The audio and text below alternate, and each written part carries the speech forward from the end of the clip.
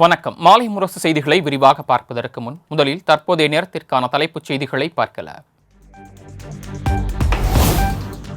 இலங்கை கடற்படையுடன் இந்திய கடற்படையும் கைகோர்த்து தமிழக மீனவர்களுக்கு எதிராக செயல்படுவதாக வைகோ குற்றச்சாட்டு. தமிழ்நாட்டு மீனவர்கள் என்ன அனாதையா எனவும் மாநிலங்களவையில் வைகோ ஆவேசம்.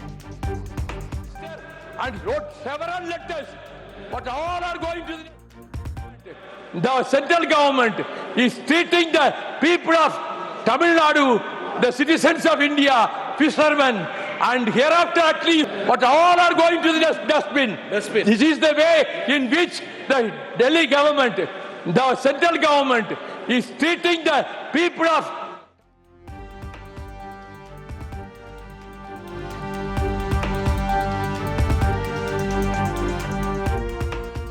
மாநிலங்களவையில் வைகோவின் குற்றச்சாட்டிற்கு மத்திய நிதியமைச்சர் நிர்மலா சீதாராமன் எதிர்ப்பு.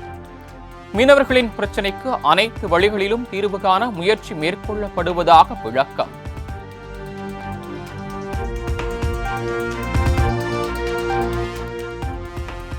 சட்டம் ஒழுங்கு பிரச்சினையில் திமுக ஆட்சி கடுமையாக இருக்கும். நெல்லையில் முன்னாள் எஸ்ஐ கொலை தொடர்பான சட்டப்பேரவையில் முதலமைச்சர் மு.க. ஸ்டாலின் பேச்சு. அனைவர் மீதும் உரிய விசாரணை மேற்கொள்ளப்பட்டு பாரபட்சமின்றி நீதியின் முன் நிறுத்தப்படுவார் என்பதை இந்த அவைக்கு தெரிவித்துக் கொள்கிறேன். சட்டத்தை யாரும் தங்கள் கையில் எடுத்துக்கொள்ள இந்த அரசு அனுமதிக்காது. இந்த கொலை வழக்கில் மட்டுமல்ல, எந்த குற்றத்தில் ஈடுபடுவராக இருந்தாலும் நெல்லையில் ஓய்வு பெற்ற காவல் அதிகாரி படுகொலை சம்பவம் தொடர்பாக பேரவையில் அதிமுக கவன ஈர்ப்பு தீர்மானம். காவல்துறையின் செயல்பாடு மிக மோசமாக உள்ளது என்பது இந்த சம்பவத்தின் மூலம் தெரிவதாக எடப்பாடி பழனிசாமி விமர்சனம்.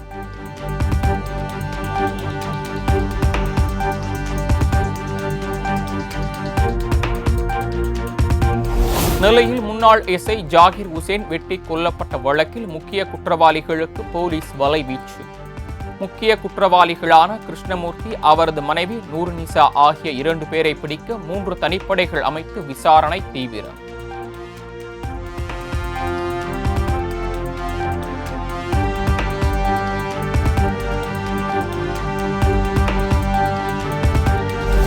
நெல்லையில் கொலையான ஓய்வு பெற்ற காவல் அதிகாரி ஜாகிர் உசேன் உடலை வாங்க உறவினர்கள் சம்மதம். காவல்துறை ஆணையர் நடத்திய பேச்சுவார்த்தையில் உடன்பாடு.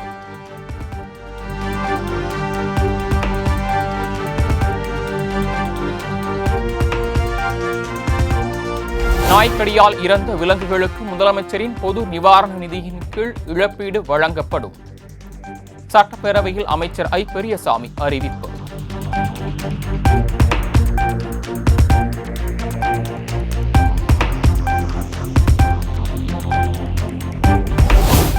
ரயில்வே லோகோ பைலட் பணிகளுக்காக இன்று நடைபெறவிருந்த தேர்வுகள் திடீரென ஒத்திவைப்பு. தேர்வு எழுதுவதற்காக வெளிமாநிலம் சென்ற தமிழ்நாட்டை சேர்ந்த தேர்வர்கள் அதிர்ச்சி.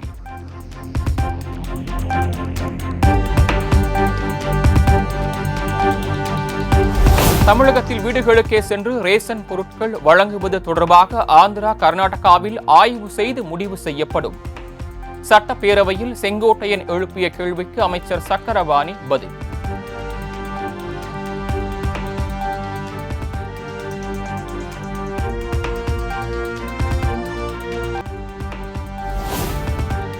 திமுக ஆட்சியில் இதுவரை விவசாயிகளுக்கு 2 லட்சம் மின் இணைப்பு வழங்கப்பட்டுள்ளதாக சட்டப்பேரவையில் அமைச்சர் செந்தில் பாலாஜி தகவல். பதிவு செய்த விவசாயிகளுக்கு முன்னுரிமை அடிப்படையில் மின் இணைப்பு வழங்கப்படும் என்றும் விளக்கம்.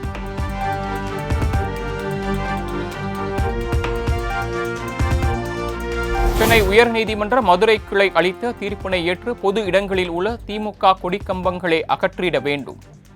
திமுக நிர்வாகிகளுக்கு அக்கட்சியின் பொதுச் செயலாளர் துரைமுருகன் அறிவுறுத்தல்.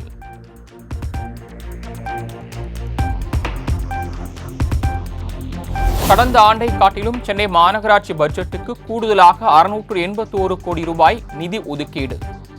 கடந்த ஆண்டு 262 கோடியாக இருந்த நிதி பற்றாக்குறை இந்த ஆண்டு 68 கோடியாக இருக்கும் எனவும் அறிவிப்பு.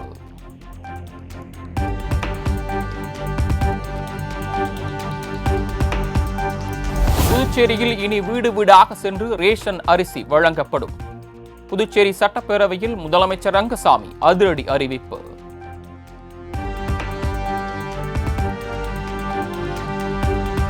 சட்டவிரோத பணப்பரிமாற்ற வழக்கில் அமைச்சர் பொன்முடி மற்றும் அவரது மகன்கள் சிபிஐ சிறப்பு நீதிமன்றத்தில் ஆஜர்.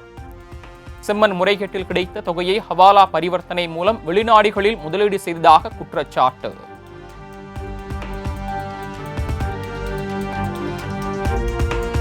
சென்னை அண்ணா சாலையில் ஆட்டோ தொழிற்சங்க கூட்டமைப்பு சார்பில் போராட்டம். பைக் டாக்ஸியை தடை விதிக்க வேண்டும், ஆட்டோ மீட்டர் கட்டணத்தை உயர்த்த வேண்டும் உள்ளிட்ட கோரிக்கைகளை நிறைவேற்ற வலியுறுத்தல்.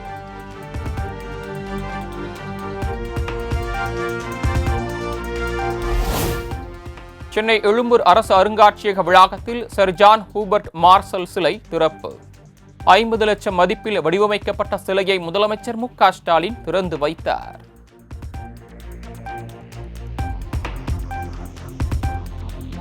அரசு போக்குவரத்து கழகம் சார்பில் 2000 ரூபாய்க்கு மாதாந்திர சலுகை பயணச்சீட்டை அறிமுகம் செய்து வைத்தார் அமைச்சர் சிவசங்கர். சலுகை பயணச்சீட்டை கொண்டு ஏசி உள்ளிட்ட அனைத்து வகை பேருந்துகளிலும் மாதம் முழுவதும் விருப்பம் போல பயணம் செய்யலாம்.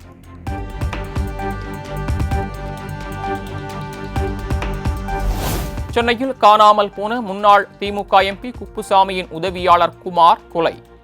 நிலத்தகராறில் கடத்தி கொன்றதாக ரவி என்பவர் கைது.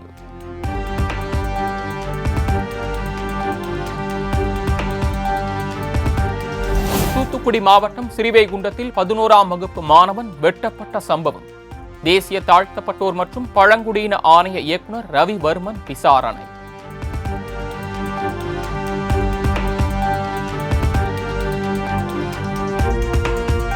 தமிழ்நாடு மீனவர்களை விடுவிக்க கோரி ராமேஸ்வரம் மீனவர்கள் ஒருநாள் அடையாள வேலை நிறுத்தம்.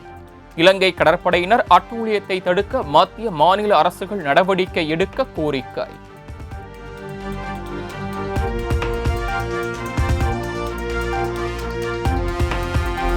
திருப்பூரில் விசைத்தறி உரிமையாளர்கள் இன்று முதல் கால வரையற்ற வேலை நிறுத்த போராட்டம். ஜவுளி உற்பத்தியாளர்கள் 2022 அறிவித்த கூலி உயர்வை வழங்க வலியுறுத்தி வேலை நிறுத்தம்.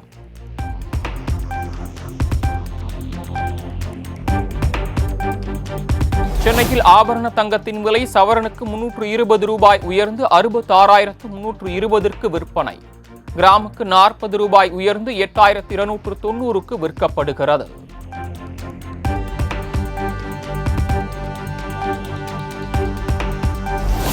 துபாயிலிருந்து சென்னைக்கு விமானத்தில் கடத்தி வரப்பட்ட 1,23 லட்சம் ரூபாய் மதிப்பிலான தங்க பசை பறிமுதல்.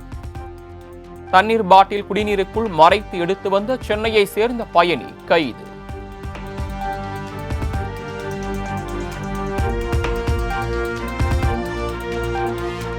மார்ச் 23 சென்னை மும்பை அணிகள் மோதும் போட்டிக்கான டிக்கெட் விற்பனை முடிந்தது. 1 மணி நேரத்தில் டிக்கெட்டுகளை அனைத்தும் விற்று தீர்ந்ததாக தகவல்.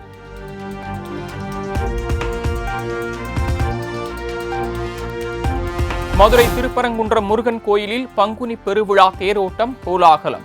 ஆயிரக்கணக்கான பக்தர்கள் ஹரோகரா முழக்கம் எழுப்பி வடம் பிடித்து இழுத்து வழிபாடு.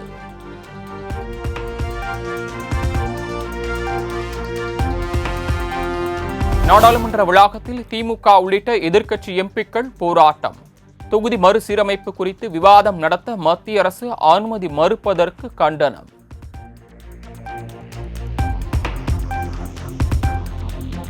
ரயில்வே பணிக்கு நிலத்தை லஞ்சமாக பெற்றதாக தொடரப்பட்ட வழக்கு. பீகார் முன்னாள் முதல்வர் லாலு பிரசாத் யாதவ் மற்றும் அவரது குடும்பத்தினர் பாட்னா அமலாக்கத்துறை அலுவலகத்தில் ஆஜர்.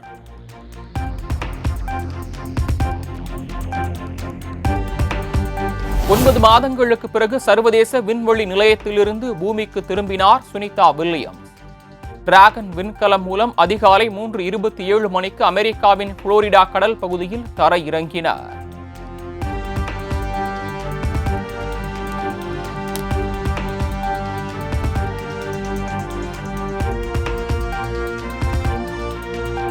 அமெரிக்காவின் புளோரிடா கடற்பரப்பில் தரை இறங்கிய டிராகன் விண்கலம். விண்கலத்தை படகு மூலம் மீட்டு விண்வெளி வீரர்களை பத்திரமாக அழைத்துச் சென்ற ஸ்பேஸ் எக்ஸ் நாசா குழு.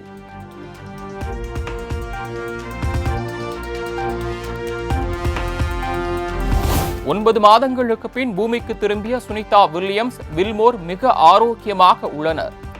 இருவரையும் பரிசோதித்த பின் நாசா அறிவியலாளர்கள் அறிவிப்பு.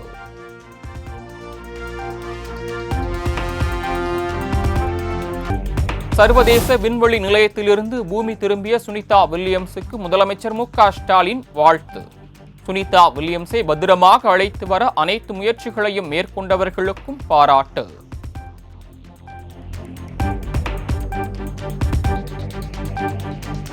ஜம்மு காஷ்மீர் மாநிலத்தில் 12 இடங்களில் NIA அதிகாரிகள் சோதனை.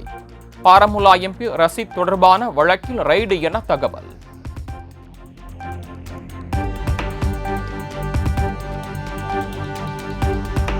மத்திய பிரதேச மாநிலம் இந்தூரில் ரங் பஞ்சமி விழா கோலாகலம். மக்கள் ஒருவர் மீது ஒருவர் வண்ண பொடிகளை தூவி கொண்டாட்டம்.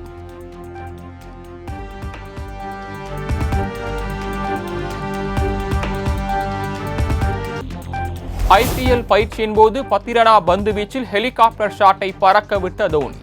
இணையத்தில் வைரலாகும் வீடியோ.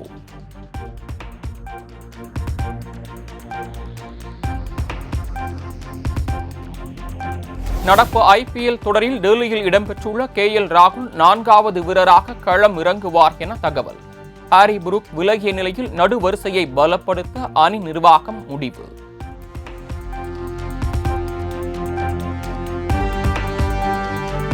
உலகக்கோப்பை கால்பந்து தகுதிச் சுற்றிலிருந்து அர்ஜென்டினா அணி கேப்டன் மெஸ்ஸி விலகல். காயம் காரணமாக பிரேசில், உருகுவே அணிகளுக்கு எதிரான போட்டிகளிலிருந்து ஓய்வு.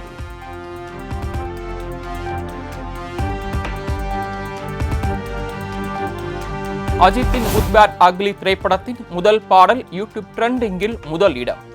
வெளியாகிய 24 மணி நேரத்திற்குள் 60 லட்சத்திற்கும் மேற்பட்ட பார்வைகளை கடந்து சாதனை.